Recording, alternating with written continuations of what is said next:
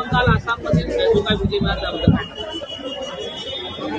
देशभरामध्ये देशभराच्या सर्व नागरिकांचं लक्ष ज्या ठिकाणी आज लागून राहिलं होतं त्या पश्चिम बंगाल असेल, आसाम असेल, पाँडिचेरी असेल, केरळ असेल, त्या ठिकाणी 3 राज्यामध्ये भारतीय जनता पार्टीने मोठं यश त्या ठिकाणी संपादन केलेलं आहे.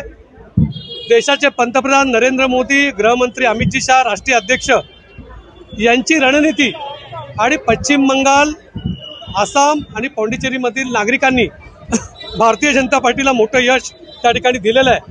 त्या सर्व कार्यकर्त्यांचं मनापासून या ठिकाणी अभिनंदन आणि त्यांचा विजयाचा जल्लोष आज आम्ही या ठिकाणी साजरा करतोय.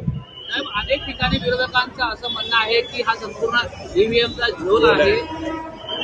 ज्या वेळेला विरोधकांचा विजय होतो त्यावेळेला त्यांना व्हीएमवर शंका उपस्थित करत नाही, पण ज्या वेळेला पराभव झाला का व्हीएम मशीनवर ते खापर फोडतात आणि त्यामुळे विरोधकांना ती सवय लागलेली आहे. या ठिकाणी भारतीय जनता पार्टीच्या कार्यकर्त्यांनी प्रचंड मेहनत केलेली आहे. देशाचे पंतप्रधान नरेंद्र मोदी, गृहमंत्री अमित शाह यांच्यावर पूर्ण विश्वास त्या भागातल्या नागरिकांनी ठेवलेला आहे आणि भारतीय जनता पार्टीच्या कार्यकर्त्यांनी प्रचंड मेहनत करून 3 राज्यावर भारतीय जनता पार्टीचं कमळ फुलवलेलं आहे.